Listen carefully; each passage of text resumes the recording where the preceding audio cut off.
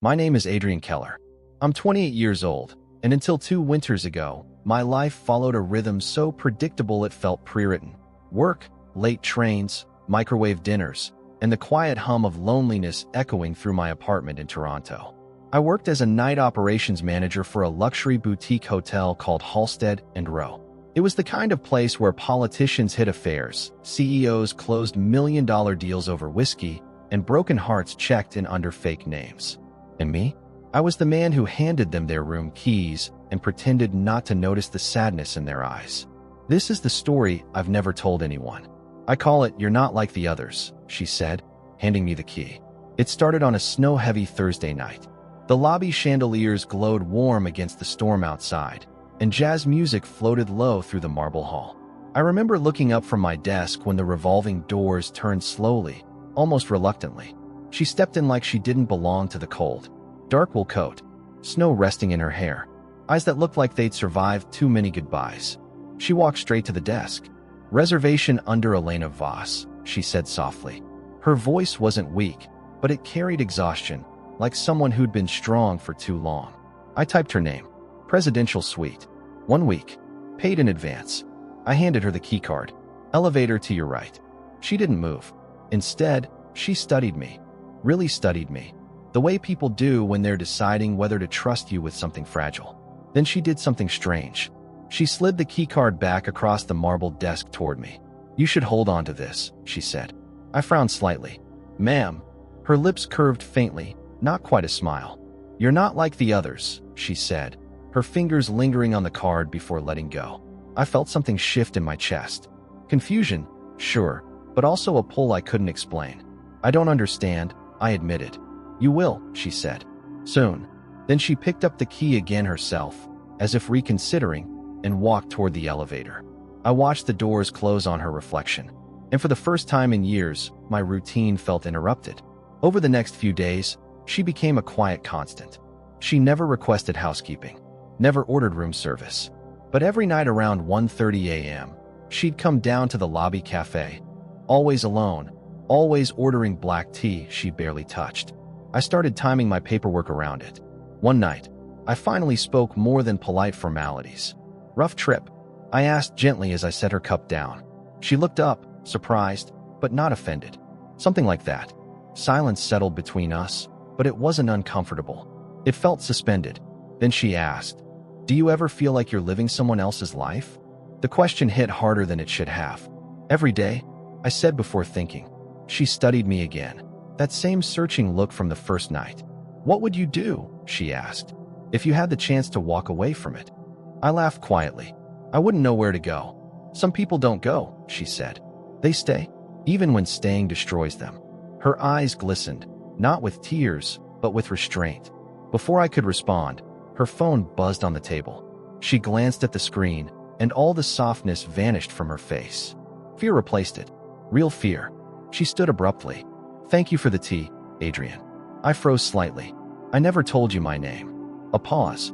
Then she said, "It's on your badge." But she didn't look at my chest when she said it. She walked away too quickly. That same night, around 3 a.m., the hotel security line rang at my desk. "Adrian," the guard said, voice tense. "We've got someone asking about the woman in the presidential suite." My stomach tightened. "Guest privacy policy. You know that." "He's not asking politely." I checked the lobby cameras.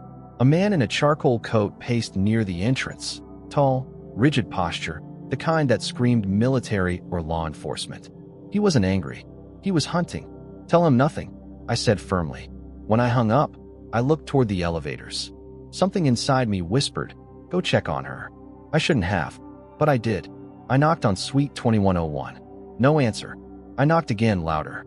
The door opened just an inch, the security latch still on. Elena's face appeared in the gap, pale. "Adrian, what are you doing here?" "There's a man downstairs asking about you." The color drained from her face completely. "Did you tell him anything?" "No." Relief flooded her expression so fast it looked like she might collapse. She shut the door, slid the latch off, and opened it wider. The suite lights were off except for one lamp. Suitcases still packed, curtains drawn tight, like she'd been ready to run. "Why is he looking for you?" I asked quietly. She hesitated. Then she walked to the desk, picked up something small and metallic, and pressed it into my palm. A key, not a hotel key. Old, brass, ornate. My father's estate, she whispered. Up north. If anything happens to me. My pulse spiked. Elena, what is this? Her hand closed over mine, warm but trembling. You're not like the others, she repeated softly. You won't sell me out. Before I could respond, a loud bang echoed from somewhere down the hallway. Her grip tightened, and in that moment, I realized something chilling. Whatever trouble she was in had just arrived. The bang echoed again, closer this time. Not a knock, a forced impact. Elena's fingers dug into my wrist. He's here. My mind raced through protocol, security procedures, liability policies, but none of it mattered against the fear in her eyes. Fire exit, I said quickly. Service corridor. No cameras. She didn't argue. She just grabbed her coat and followed me. We slipped into the dim back hallway as another heavy thud shook the suite door behind us. I heard wood splinter. Whoever that man was, he wasn't asking permission anymore. We didn't speak until we reached the underground parking garage. My car, a dented gray Honda, sat alone near the far pillar. She looked at it, then at me, almost apologetic. This wasn't supposed to involve you. Too late for that, I said, unlocking the doors. Start talking. We drove out into the snowstorm, headlights cutting through the white like blades. For a long time, she just watched the road. Then she exhaled slowly. My family owns land north of the city. Old money, old power. She paused. My father built his empire on defense contracts, surveillance systems, weapons logistics. The pieces started forming. And the man downstairs? I asked. Daniel Mercer, my father's security chief. Her voice hardened when she said his name. He's been watching me since my father died 3 months ago. Watching what I do, who I talk to. Why? Because I found something I wasn't supposed to. She reached into her bag and pulled out a slim flash drive. Financial records, offshore accounts, payments routed through shell companies tied to private militias. I felt my grip tighten on the wheel. This is illegal arms funding. She nodded. And my father wasn't the mastermind. Then who is? Her eyes met mine, heavy with dread. My older brother. We drove for hours. City lights faded into highways into forest roads swallowed by snow. Just before dawn, the estate appeared, looming behind wrought iron gates like a sleeping giant. A mansion carved from stone and silence. This place, I murmured. It used to feel like home, she said. Now it feels like evidence. The brass key she'd given me fit the side entrance. Inside, the air smelled untouched. Dust, cedarwood, and memories no one wanted. We moved through dark corridors lit only by my phone flashlight. Family portraits lined the walls. Elena as a child. Her father beside her, stern, unreadable. A teenage boy I assumed was her brother stood slightly apart in every frame. Even in photos, he looked cold. Her father's study was at the end of the West Wing. She hesitated before opening the door. You okay? I asked. No, she said honestly. Then she went in anyway. The room was frozen in time. Mahogany desk, leather chairs, shelves of classified-looking binders. She went straight to a hidden panel behind a painting. You've done this before, I said. I grew up here. The panel slid open to reveal a safe. Inside, documents, hard drives, and a handgun. I stiffened slightly. Elena, I don't even know if it's loaded, she said quietly, staring at it like it belonged to someone else's life. She didn't take it. Instead, she grabbed a thick folder labeled Mercer Operations. Before I could ask, headlights swept across the study windows. We both froze. A vehicle crunched slowly over the snow outside. Then another. My stomach dropped. They followed us, I said. No, she whispered, dread flooding her voice. He called them. Who?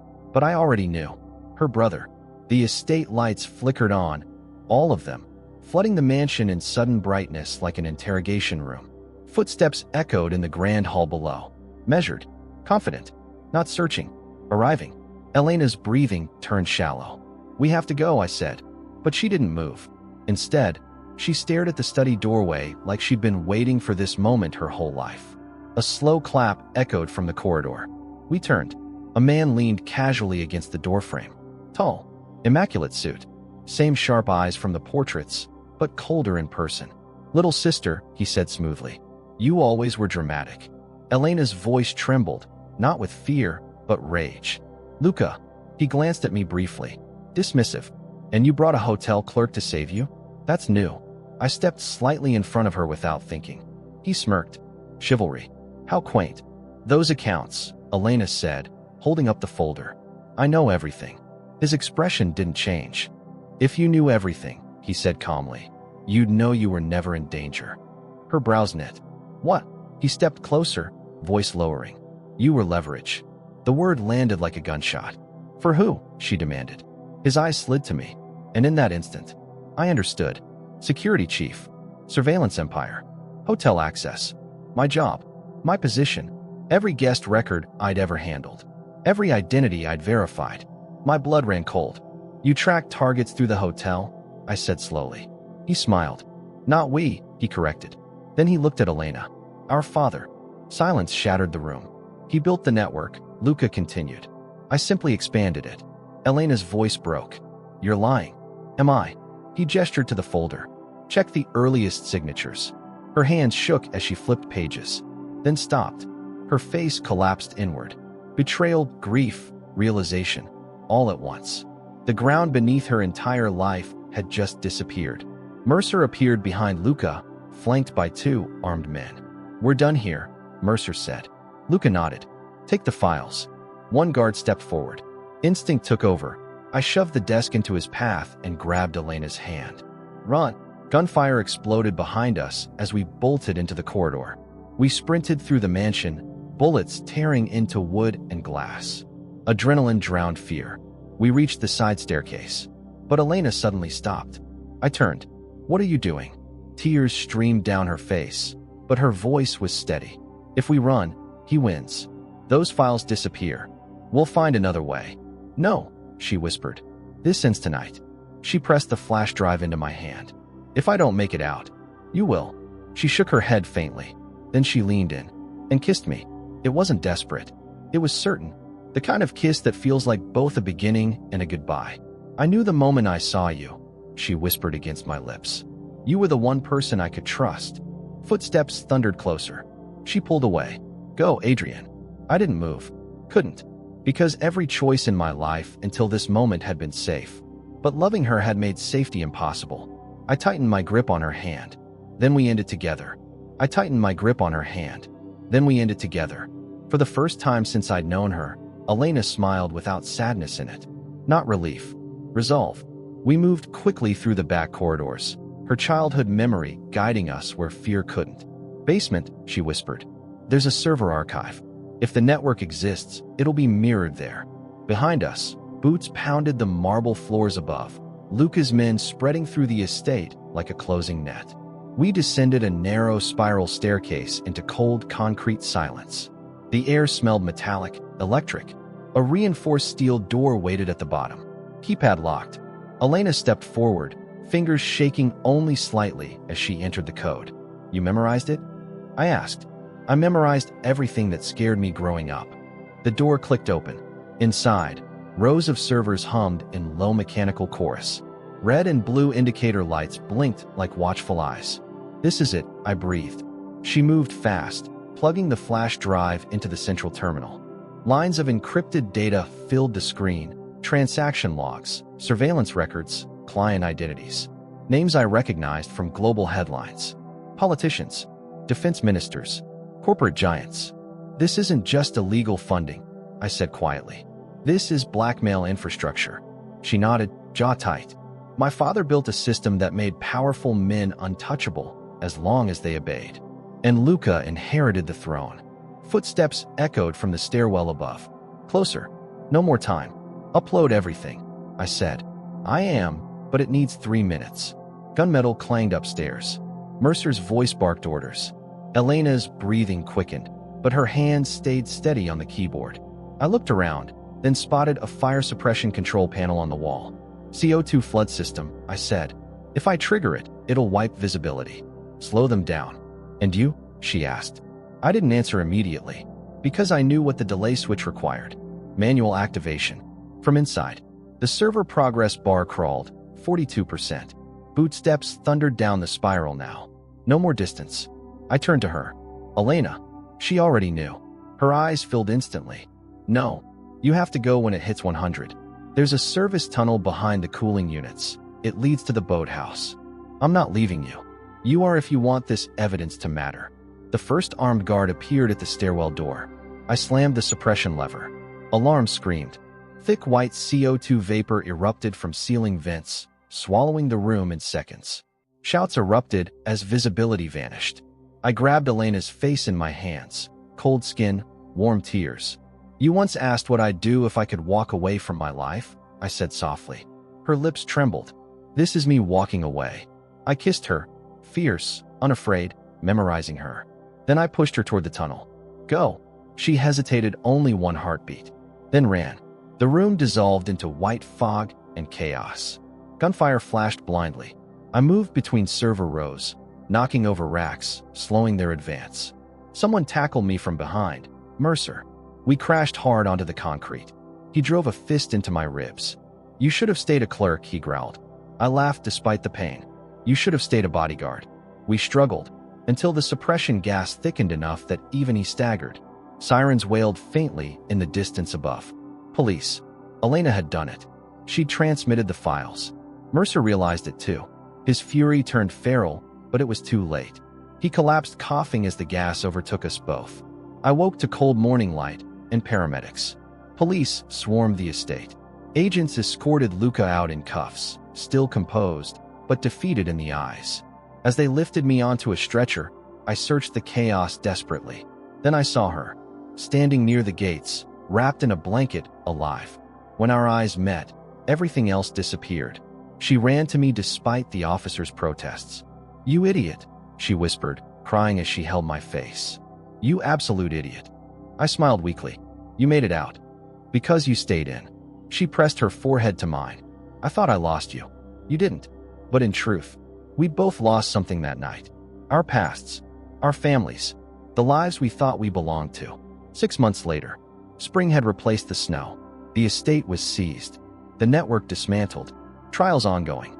Elena testified against her own bloodline with a strength that made headlines worldwide. And me? I left the hotel. Couldn't go back to handing out keys to strangers after holding the truth to a kingdom. I moved north instead, to a small lakeside town. Quiet, honest.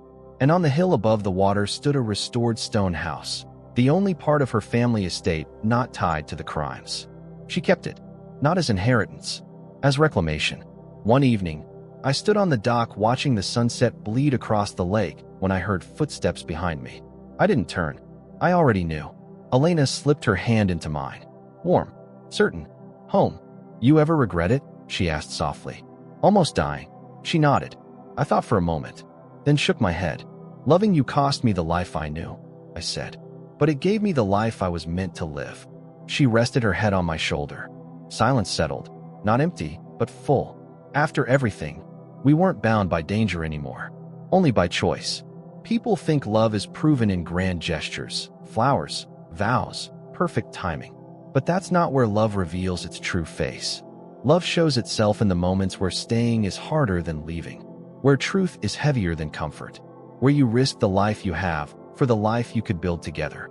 I started this story as a man who handed strangers their keys. But the night Elena placed that brass key in my palm, she didn't just ask me to open a door. She asked me to decide who I was brave enough to become. And I learned something I'll carry the rest of my life. Real love doesn't rescue you from danger. It walks into the fire with you and builds a home from the ashes you survive together.